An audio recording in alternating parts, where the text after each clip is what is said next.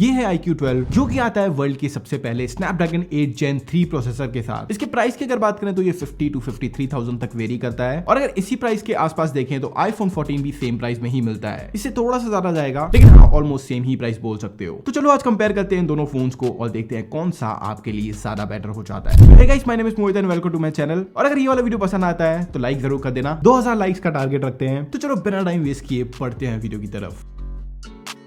दोनों ही फोन्स में पीछे की तरफ पे आपको ग्लॉसी ग्लास मिल जाता है एंड दोनों का फ्रेम भी एल्यूमिनियम का ही मिलता है। iQOO 12 में ग्लॉसी पॉलिश मिलती है और iPhone 14 मैट टेक्सचर के साथ आता है। हेडफोन जैक दोनों ही फोन्स में नहीं मिलता है। इसके अलावा इनके बॉक्स की बात करूं तो भाई आईफोन के साथ सिर्फ इसकी केबल मिलती है, लेकिन iQOO ऑफर करता है 100 वॉट का fast charger with Type-C to Type-C cable, जो कि कहीं ना कहीं एक बड़ा एडवांटेज हो जाता है। इसका बेस वेरिएंट आता है 128GB विद 6GB रैम, वहीं ये ऑफर करता है 256GB with 12GB of RAM, जो कि भाई इनसेन अमाउंट ऑफ रैम हो जाती है। अब अगर iPhone 14 की बात करूं तो ये काफी आइडियल साइज है, मतलब ना ज्यादा छोटा ना ज्यादा बड़ा फोन है। ये एक ऐसा साइज है जो कि हर टाइप के हाथों के लिए एकदम परफेक्ट हो जाता है। मतलब अगर आपके हाथ छोटी भी है तो भी ये आपको ज्यादा बड़ा फील नहीं होगा, काफी आइडियल साइज है। लेकिन iQOO 12 की बात करूं तो डेफिनेटली ये एक काफी बड़ा फोन हो जाता है। दोनों के वेट की बात करूं तो iPhone 172 ग्राम और ये 198.5 ग्राम के साथ आता है। लेकिन अगर वेट डिस्ट्रीब्यूशन की बात करूं तो दोनों का ही बहुत अच्छा है। इनफैक्ट साइज के कारण मुझे ये थोड़ा सा ज्यादा हल्का लगता है, क्योंकि मेरे हाथ थोड़े से बड़े हैं, जिसकी वजह से ये मुझे थोड़ा सा ज्यादा हल्का फील हो रहा है, लेकिन एक्चुअली ये ज्यादा भारी है। ऑल्सो iPhone 14 के जो ये कॉर्नर्स हैं ये हाथों में इतने ज्यादा नहीं गड़ते हैं जितने भाई इसके गड़ रहे हैं। ये काफी, क्योंकि मैं इस तरीके से फोन को पकड़ता हूं तो ये मुझे काफी ज्यादा अनकंफर्टेबल से फील हो रहे हैं। दोनों के कैमरा मॉड्यूल्स की बात करूं तो यहाँ पे भाई छोटा सा कैमरा मॉड्यूल मिलता है ऊपर की तरफ पे, जिसमें 2 लेंसेज मिलते हैं, एक वाइड एक अल्ट्रा वाइड। यहाँ पे आपको भाई आधे से ज्यादा फोन घेरा हुआ इतना बड़ा कैमरा मॉड्यूल मिलता है, जिसमें 3 लेंसेज मिलते हैं। एंड डेफिनेटली इसका जो डिजाइन है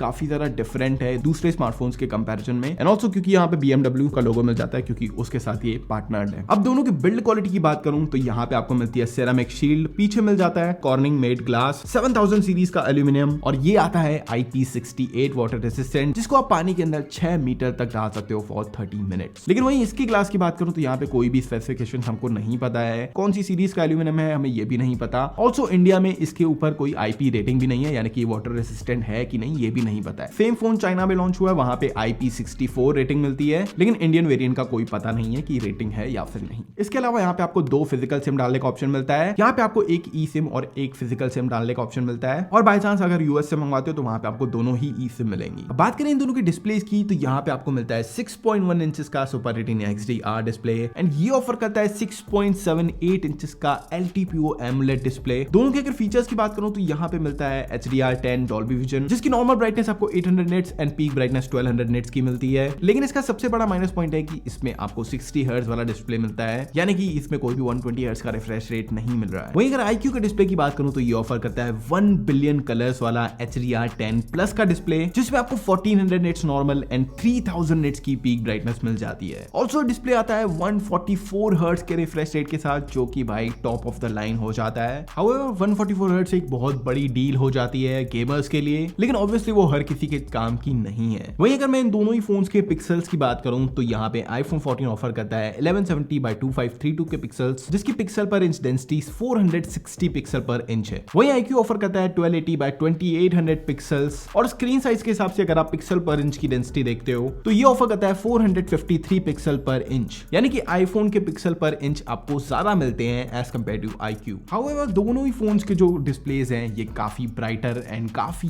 क्रिस्प हैं, और अगर आप मेरे जैसे टेक एंथुसियास्ट हो और अपने फोन्स को घंटों घंटों तक यूज करते रहते हो, या फिर घंटों तक अपने लैपटॉप और स्क्रीन पे काम करते रहते हो, लेकिन भाई आप जो इतनी मेहनत और हसल कर रहे हो इसका एक बड़ा असर आपकी आंखों पर पड़ता है। लेकिन इसका एक बहुत ही स्टाइलिश सॉल्यूशन लेके आ गए हैं आज के हमारे स्पॉन्सर लेंसकार्ट। ये लेंसकार्ट की हसलर सीरीज, जो कि आपके और मेरे जैसे हसलर्स के लिए स्पेशली डिजाइन करी हुई है। ये ग्लासेस इतने ज्यादा हल्के और कंफर्टेबल हैं कि इनको पहनने के बाद ऐसा फील ही नहीं होता कि मैंने ग्लासेस पहने हुए हैं। ये 90% तक हार्मफुल डिजिटल लाइट्स को ब्लॉक कर देते हैं और आपकी आंखों को इनसे प्रोटेक्ट करते हैं। ये 11 अलग अलग कलर्स में देखने को मिलता है, जिसमें से मेरा फेवरेट है ये लाइट ब्लू कलर। इसका जो डिजाइन है ये काफी ज्यादा स्टाइलिश है। ये लेंसेस पावर और जीरो पावर दोनों में ही अवेलेबल है। इसमें जीरो पावर के लेंसेस डले हुए हैं, जो कि मुझे ब्लू लाइट से तो बचाता ही है, साथ ही बाइक वगैरह चलाते वक्त ये मुझे डस्ट से भी प्रोटेक्ट करता है। इवन लेंसकार्ट के CEO पीयूष बंसल भी इन्हीं लेंसेस को यूज करते हैं। ये हसलर सीरीज जिसका प्राइस 3000 रुपीज है, ये आपको मिल सकती है सिर्फ और सिर्फ 999 में, क्योंकि अभी ऑफर चल रहे हैं तो ये आपको 60% ऑफ में मिल रहा है। और इतना ही नहीं, नीचे डिस्क्रिप्शन में आपको एक लिंक मिलेगी होगी, वहां से जाके आप अपने फ्री कॉन्टैक्ट लेंसेज ऑर्डर कर सकते हो। चलो बात करते हैं इनकी चिपसेट की। iPhone 14 ऑफर करता है A15 Bionic चिप, जो कि 5nm पे बेस्ड चिपसेट है। यहाँ पे आपको hexa core CPU and 5 core GPU मिल जाता है। ऑल्सो ये 6GB की रैम ऑफर करता है, जो कि भाई एक बहुत ही तगड़ा प्रोसेसर है। चाहे आप इसको गेमिंग के लिए यूज करना चाहो, चाहे इसको हैवी टास्क करने के लिए यूज करना चाहो, वीडियो एडिटिंग करना चाहते हो, इसमें आराम से कर सकते हो। एंड इवन गेमिंग के लिए तो ये one of the best chipset हो जाता है। वहीं अगर बात करूं iQOO 12 की, तो यहाँ पे आपको Snapdragon 8 Gen 3 मिलता है, जो कि 4nm पे बेस्ड चिपसेट है। ऑक्टा कोर CPU, Adreno 750 का GPU, 12GB की इनसेन रैम इसको एक मॉन्स्टर फोन बना देती है। और अगर आप इसमें गेमिंग करना चाहते हो भाई, बहुत ही अमेजिंग लेवल की गेमिंग कर सकते हो। इस पे आप 90 Hz पे BGMI जैसे गेम्स खेल सकते हो। इवन इस पे बूस्टर मोड मिल जाता है, जिससे आप इसको 120 FPS तक इनहेंस कर सकते हो। एंड इसके बाद आपको gaming experience one of the best मिलने वाला है। यहाँ पे दोनों के Antutu स्कोर्स की बात करें तो भाई वहां पे तो डेफिनेटली 8 Gen 3 बहुत बुरी तरीके से बीट कर देता है iPhone 14 को। लेकिन अगर इनके Geekbench की बात करें तो हमने जब यहाँ पे CPU बेंचमार्क निकाला तो सिंगल कोर में iPhone विनर था, मल्टी कोर में iQOO 12 विनर था। और वहीं हमने जब इनका GPU टेस्ट किया तो भाई iPhone 14 6000 पॉइंट से विनर था, iQOO का स्कोर था 14301 एंड iPhone 14 का स्कोर था 20655। तो भाई आप सोच सकते हो किस लेवल की GPU परफॉर्मेंस ऑफर कर रहा है iPhone 14। तो भाई यहाँ पे मैं बोल सकता हूँ दोनों ही चिपसेट बहुत ही अमेजिंग है। लेकिन अगर आप इनको हेड टू हेड कंपेयर करते हो, एकदम डिटेल में जाते हो, iQOO 12 क्लियरली विनर हो जाता है यहाँ पे। और अगर आपको स्पेसिफिक गेमिंग के लिए चाहिए तो भाई iQOO 12 की तरफ आराम से जा सकते हो। लेकिन iPhone 14 भी आपको कंसिस्टेंट 60 FPS की गेमिंग प्रोवाइड करता है, तो यहाँ पे आप सिलेक्ट कर सकते हो। अगर आपको 60 Hz वाला डिस्प्ले चल जाएगा तो आप 14 की तरफ जा सकते हो। लेकिन फिर भी मैं गेमिंग के लिए आपको बोलूंगा iQOO 12 की तरफ जाओ, क्योंकि उसके मल्टीपल रीजन हैं। परफॉर्मेंस तो मैंने आपको बता दिया कि ये एक बहुत बड़ा रीजन है ही। इसके अलावा दूसरा रीजन जिसकी वजह से मैं iQOO 12 रिकमेंड करूंगा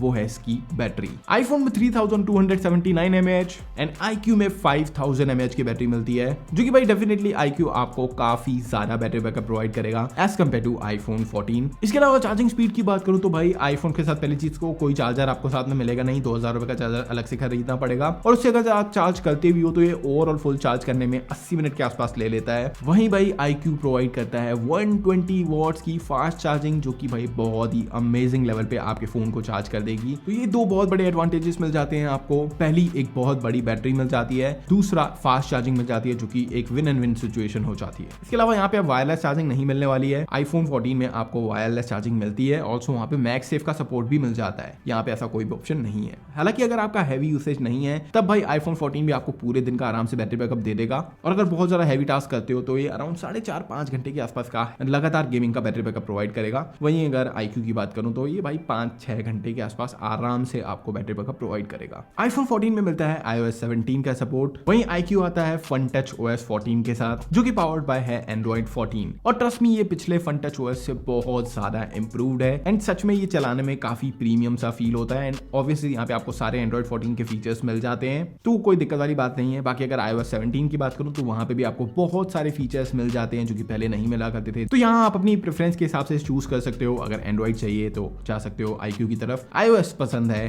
क्योंकि उसका इकोसिस्टम बहुत ही कमाल का है, तो आप iPhone 14 की तरफ जा सकते हो। वहीं अगर OS की बात हो ही रही है तो अब मेजर अपडेट्स की बात कर लेते हैं। iQOO ऑफर कर रहा है 3 साल के मेजर अपग्रेड्स। वहीं iPhone जो है वो 6 साल के अपग्रेड्स एटलीस्ट देता ही है। तो हाँ भाई, इस चीज में आप एप्पल के ऊपर आराम से भरोसा कर सकते हो एंड ये आगे आने वाले 4 सालों तक आपको मिनिमम अपग्रेड्स तो प्रोवाइड करेगा ही करेगा। चलो बात कर लेते हैं इनके कैमरास की। iPhone 14 ऑफर करता है 12 मेगापिक्सल के 2 लेंसेज एंड फ्रंट में भी यहाँ पे 12 मेगापिक्सल का एक लेंस मिल जाता है। वहीं अगर iQOO 12 की बात करूं तो यहाँ पे 50 मेगापिक्सल का प्राइमरी, 64 मेगापिक्सल का पेरिस्कोपिक लेंस और 50 मेगापिक्सल का अल्ट्रा वाइड एंगल लेंस मिल जाता है। और अगर दोनों के आउटपुट की बात करूं तो भाई मेरे को सच में iQOO की परफॉर्मेंस ने चौंका दिया। यहाँ पे मैं अगर ओवरऑल रेशियो बताऊं तो 10 में से 6 फोटोज ज्यादा अच्छे iQOO ने लिए और 4 फोटोज ज्यादा अच्छे iPhone ने लिए। इवन यहाँ पे आप इनकी लो लाइट परफॉर्मेंस भी देख सकते हो भाई, बहुत ही अमेजिंग तरीके से कैप्चर किया है iQOO 12 ने एंड सच में मैं बहुत ज्यादा इंप्रेस हुआ जिस लेवल की ये फोटो परफॉर्मेंस प्रोवाइड कर रहा है। हाँ, अगर बात करूं HDR की तो डेफिनेटली HDR ज्यादा अच्छा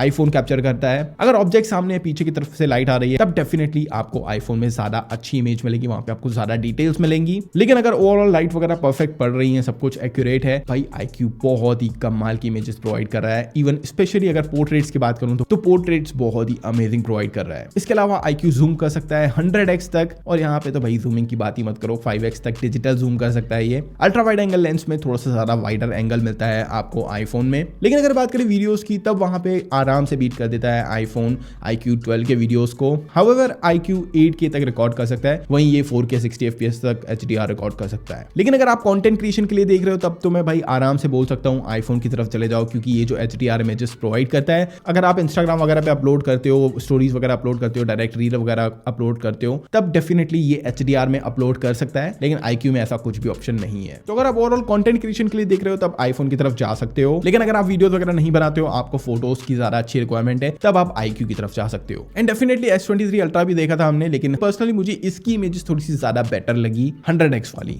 अगर फ्रंट कैमरा की बात करूं तो आईफोन के फ्रंट कैमरा से भी आप 4K 30 FPS 60 FPS पे भी रिकॉर्ड कर सकते हो वीडियोस को, जो कि व्लॉगिंग के लिए बेस्ट हो जाता है। वहीं अगर IQ की बात करूं तो ये भाई 1080p तक रिकॉर्ड कर सकता है, 4K भी नहीं कर सकता है। तो यहाँ पे कंक्लूजन सामने ही है, अगर आपको फोटोज के लिए चाहिए तो IQ की तरफ जाओ, वीडियो सेंट्रिक हो तब आईफोन की तरफ चले जाओ। इसके अलावा वीडियोस के लिए आपको सिनेमैटिक मोड वगैरह भी मिल जाता है आईफोन में, जो कि एक अनदर एडवांटेज हो जाता है। चलो करते हैं इनका साउंड टेस्ट। ये है आईफोन 14 का साउंड।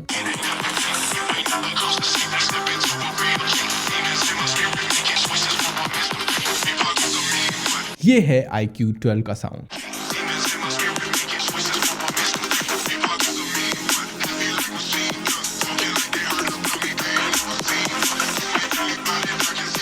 यहाँ पे मुझे आईफोन 14 का साउंड थोड़ा सा ज्यादा प्रीमियम लगा, ज्यादा बेसियर लगा। यहाँ पे आपको ट्रबल वगैरह थोड़ा सा ज्यादा मिलता है, एंड ओवरऑल मैं पिक करूंगा तो आईफोन 14 का साउंड पिक करूंगा। तो गाइस ये तो हमने सारे इनके फीचर्स जो भी हैं सब कुछ कंपेयर करके देख लिया। अब कुछ और एलिमेंट्स की बात कर लेते हैं जो कि आपको इनको खरीदने से पहले सोचना चाहिए। सबसे पहला एलिमेंट आता है भाई इनकी रीसेल। आईफोन बहुत ही अच्छी रीसेल के साथ जाता है, मतलब कि अगर मैं आईफोन 13 की बात करता हूँ जो कि पिछले साल की सेल में गया था मिनिमम 48,000 रुपीज में, हालांकि इसको लॉन्च हुए 2 साल हो चुके थे, उसके बाद भी ये अभी भी 42-43,000 के आसपास गया था। और फिलहाल इसके करंट रेट की बात करूं तो 50,000 रुपए का आईफोन 13 नया मिल रहा है अभी भी। तो आप सोच सकते हो कि किस लेवल पे आपको इसकी रीसेल मिल सकती है। एंड अगर इस फोन की रीसेल की बात करूं तो भाई ये फोन जैसे ही मैंने खरीदा और इसके 10-15 हजार रुपए आप समझ लो कि खरीदने से ही कम हो गए, और अगर मैं इसको 6 महीने बाद बेचता भी हूं हो सकता है 30-35 हजार रुपए के आसपास ये चला जाए, बिकॉज भाई IQ एक ऐसा ब्रांड जिसको कि भाई हर कोई नहीं पहचानता है। और भाई आईफोन को इंडिया में बेचना कोई बड़ी चीज नहीं है, जिसकी वजह से ये एक बहुत बड़ा पॉइंट हो जाता है कंसीडर करने के लिए। अगर आप बहुत जल्दी जल्दी फोन चेंज करते हो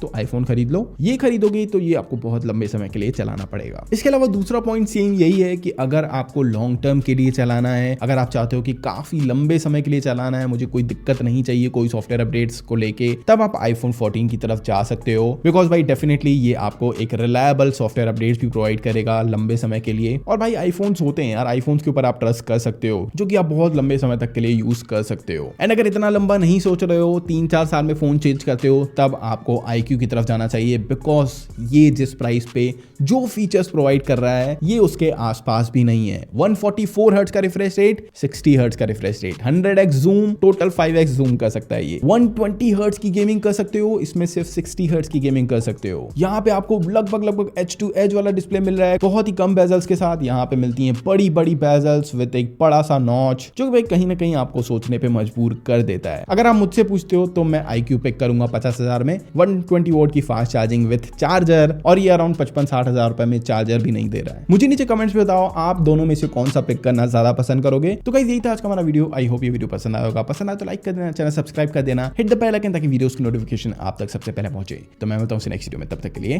बाय बाय।